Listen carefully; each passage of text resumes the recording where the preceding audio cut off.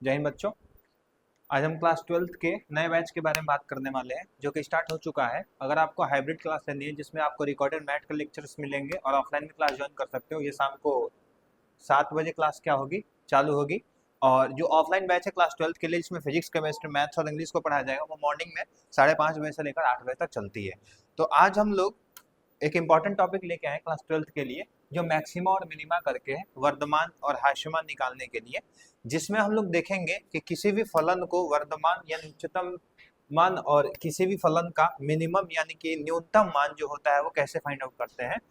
तो वर्धमान के फलन की अगर बात करें तो इसमें जो फलन होते हैं, पहले तो एक लॉग फंक्शंस आ जाएंगे, फिर से आपको एक्सपोनेंट वाले फंक्शन मिलेंगे।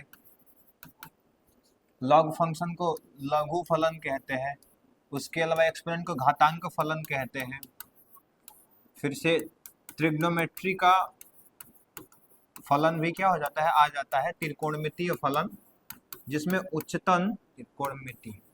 उच्चतम और न्यूनतम मान क्या कह देता है, निकालने को बोल देता है एंगल के बीच में 0 से π/2। और उसके अलावा एलजेब्रा यानी बीज गणित के भी फलन क्या होते हैं, आ जाते हैं बीज गणितीय फलन,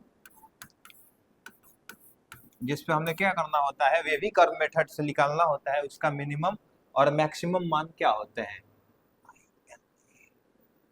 ठीक है, इसमें हम सबसे पहले देखेंगे जो एलजेब्रा बीजगणितीय फलन होते हैं, जैसे x² + 2x + 1, इस पे हम fx लेते हैं।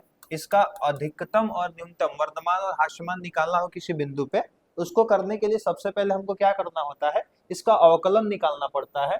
अवकलन अगर हम करेंगे, x है तो x के सापेक्ष क्या करने पर, अवकलन करने पर,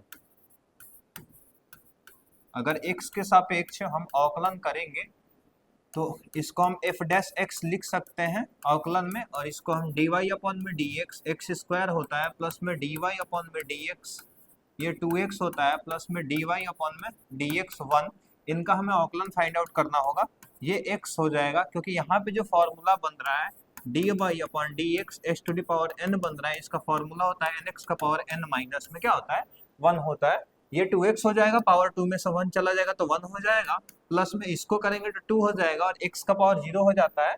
तो किसी भी के साथ अगर 2x है तो 2 आएगा, 3x है तो 3 आएगा, अगर x के सापेक्ष अवकलन करते हैं तो यहाँ पे जो ये बन के आ रहा है f' जो अवकलन करने पे आया, बिना अवकलन किए हम मैक्सिमा और मिनिमा फाइंड आउट नहीं कर सकते। वो क्या आया हमारा, 2x प्लस में 2 आया। अब इसको हम लोग को क्रांतिक बिंदु के लिए इसको हमें 0 के बराबर क्या करना होगा, रखना होगा।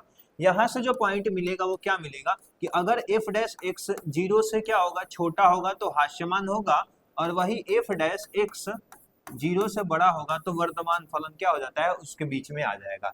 इसके लिए हमें क्रांतिक बिंदु निकालना होता है, और क्रांतिक बिंदु निकालने के लिए हम लोग क्या करते हैं, इसको 0 के बराबर रखते हैं। तो इसको ध्यान से देखना, जब हम f' को 0 के बराबर रखेंगे तो आ जाएगा 2x प्लस में 2, ये 0 हो जाएगा, 2x प्लस में 2, प्लस इधर आएगा तो -2 हो जाएगा, ये 2x हो जाएगा, 2 से कट जाएगा, x इक्वल टू क्या आ जाएगा, -1 आ जाएगा।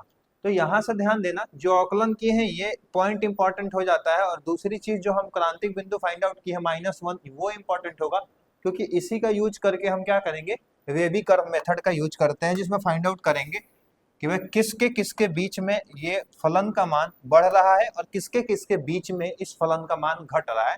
एक्चुअली होता क्या है, कुछ फलन वर्धमान होते हैं, कुछ हास्यमान होते हैं, कुछ क्या होते हैं, निरंतर वर्धमान होते हैं, निरंतर हास्यमान होते हैं। देखिए फलन को देखिएगा, अगर वैल्यू उसकी कंटिन्यूअसली गिर रही है तो हास्यमान होगा, अगर उसकी वैल्यू कंटिन्यूअसली बढ़ रही है तो वर्धमान होगा, निरंतर वर्धमान होगा। लेकिन कई फलन ऐसे आते हैं जो कभी उसके मान रुका रहता है, स्थिर रहता है, उसके बाद गिरता रहता है। कई फलन ऐसे होते हैं जिनका मान रुक करके धीरे धीरे बढ़ता रहता है, तो ये होता है वर्धमान फलन, और ये क्या होता है आपके हास्यमान फलन। ठीक है, कॉपी पे आप बना लीजिएगा।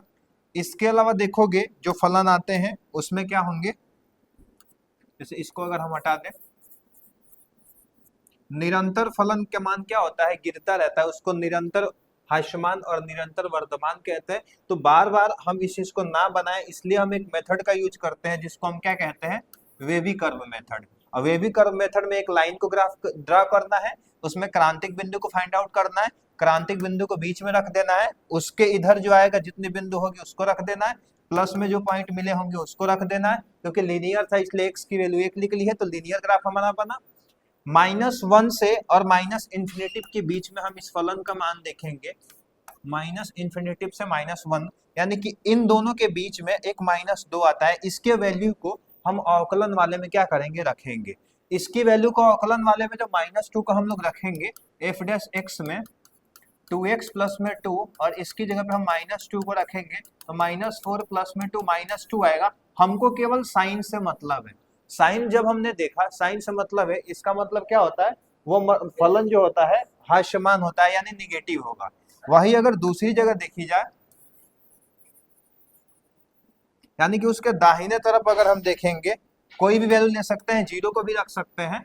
एफ डैश एक्स को अगर हम अवकलन में रखें तो f इसको 0 के बराबर रखेंगे, ये 0 हो जाएगा, ये प्लस में 2 होगा, ये 2 एफ डैश एक्स, यहाँ पे जो आ रहा है एफ डैश एक्स ये 0 से बड़ा आ रहा है, साइन से हमें मतलब है धनात्मक है, यानी कि इसके दाहिने वाले में क्या होगा, फलन वर्धमान होगा।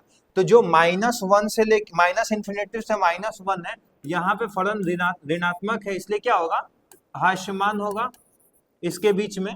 और वही अगर दूसरे में हम देखें -1 से लेकर के +इन्फिनेटिव तक, ये क्या होगा, फलन का मान वर्धमान होगा।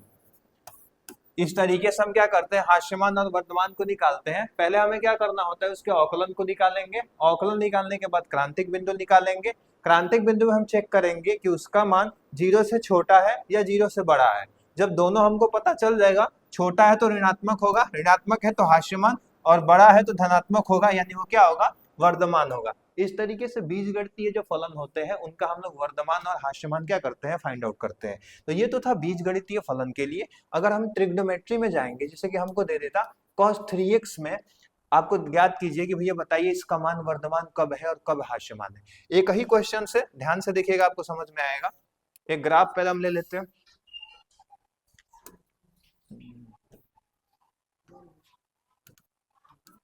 इस ग्राफ में हमको पता है, एक पोयम याद करना पड़ेगा जिससे कि हमको पता चले कि किसमें कौन सा पॉजिटिव होता है। तो ऑल स्टूडेंट टेक कॉफी, सारे बच्चे क्या करते हैं, कॉफी पीते हैं। उससे हमें ट्रिग्नोमेट्रिक फंक्शंस के जो वैल्यू होती है, किसमें कौन सी धनात्मक होती है, वो पता चल जाएगा। अगर ऑल में जाओगे तो इसमें सारे प्लस होते हैं, स्टूडेंट का मतलब होता है साइन और कॉसेक, इसमें क्या होंगे, धनात्मक होंगे। इसमें क्या होता है, tan थीटा और cot थीटा धनात्मक होता है। इसमें जाएंगे तो cos और क्या होगा, sec आपका धनात्मक होगा। इसके अलावा जो भी फलन आते हैं वो क्या आते हैं, ऋणात्मक आते हैं। इसमें cos 3x की वैल्यू अगर निकालनी है तो हमको पता है cos का मान केवल चतुर्थांश में क्या होता है, धनात्मक होता है, अन्यथा साब में क्या होता है, ऋणात्मक होते हैं। इसको हम 0 लिखते हैं, इसको हम π/2 लिखते हैं, इसको हम पाई रखेंगे, इसको हम 3π में क्या रखते हैं, 2 रखते हैं। ये वैल्यू होती है जिसके बीच में हम इनके मान को क्या करते हैं, चेक करते हैं। तो इस क्वेश्चन को कैसे करेंगे, जैसे दे दिया होता एफ एक्स कितना है, cos 3x है, इसका हम पहले x के सापेक्ष क्या करेंगे, अवकलन निकालेंगे। अवकलन करने पर x के सापेक्ष जब अवकलन करेंगे तो F dash X is equal to dy/dx, cos में क्या आ जाएगा 3x, और हमें पता है cos में 3x का क्या होता है, sin में 3x, और dy/dx जो 3x का निकालेंगे उसका निकलेगा, तो 3x का 3 होता है और sin क्या आ जाएगा 3x, यानी एफ डैश एक्स का मान जो आ रहा है वो ऋणात्मक पहले से ही आ रहा है। यहाँ से हमें निकालने के लिए क्या करना होगा, वो चार चतुर्थांश को देखना होगा किसमें साइन की वैल्यू प्लस होती है और किसमें क्या होती है, माइनस होती है। उसके लिए हम पहले लाइन ड्रॉ करते हैं। हमको पता है अगर साइन दिया गया है तो पहले वाले में साइन प्लस होता है, दूसरे वाले में प्लस होता है, तीसरे और चौथे में क्या होता है, माइनस होता है। लेकिन यहाँ -3 से मल्टीप्लाई कर रहा है तो जो माइनस है वो प्लस हो जाएगा, जो प्लस है वो क्या हो जाता है, माइनस हो जाता है। यानी कि साइन का मान जो होगा इसकी वजह से क्या हो जाएगा, चेंज हो जाएगा, 0 से लेकर के π/2 तक, ये पाई तक, और ये होता है आपका 3π/2 तक। तो यहां से अगर देखोगे तो 0 से लेकर π/2 तक जो साइन का मान है यहाँ पे क्या है, ऋणात्मक है, यानी 0 से लेकर π/2 तक इसका मान क्या होगा, हास्यमान होगा, इस फलन का मान। वही अगर पाई/2 से लेके पाई तक देखेंगे तो ये क्या होगा, यहाँ पे भी हास्यमान होगा, माने मिनिमा होगा। वही अगर पाई से लेकर के और 3π/2 तक देखेंगे तो यहाँ पे फलन क्या है, धनात्मक है, इसको हम क्या कहेंगे, वर्धमान फलन होगा। वही अगर चौथे चतुर्थांश में जाएंगे 3π/2 से लेकर के और 0 तक या फिर 2π तक देखेंगे तो यहाँ पे भी धनात्मक है, तो यहाँ पे हम कह सकते हैं ये क्या होगा, वर्धमान होगा। अब इसको लिखना कैसे है, इस चीज को ध्यान देना। इसको लिखने के लिए पहले हम लोग एक ऐसे डब्बा बना लो, उसके बाद पॉइंट को छाट दो, किसके किसके बीच में दिखना है, 0 से लेकर के π/2 के बीच में देखना है, फिर से π/2 से लेकर के पाई के बीच में देखना है, फिर पाई से लेकर के 3π/2 के बीच में देखना है, फिर 3π/2 से लेकर के 2π के बीच में देखना है। इसमें फलन का मान देख लो क्या है, ऋणात्मक है, ऋणात्मक है, इसमें धनात्मक है, इसमें धनात्मक है, अवकलन के बाद की हम बात कर रहे हैं। अगर ये ऋणात्मक है तो ये फलन इसके बीच में क्या होगा, हास्यमान फलन होगा। क्यों होगा, क्योंकि यहाँ पे आप बता सकते हो f' 0 से क्या है, छोटा है। यहाँ पे भी क्या होगा, हास्यमान होगा।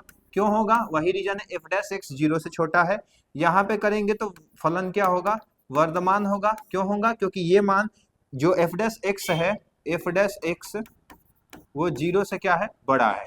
अगले वाले में भी क्या होगा, वर्धमान होगा, क्योंकि f' क्या है, 0 से बड़ा है। इस तरीके से हम लोग क्या कर सकते हैं, किसी भी त्रिकोणमितीय फलन का वर्धमान और हास्यमान कर सकते हैं, निकाल सकते हैं और इसी तरीके से लिख सकते हैं। ये क्वेश्चन बहुत इंपॉर्टेंट है जो कि आपके 12th के एग्जाम में पूछे जाते हैं। बेसिक सा कॉन्सेप्ट है, उम्मीद है आपको समझ में आया होगा।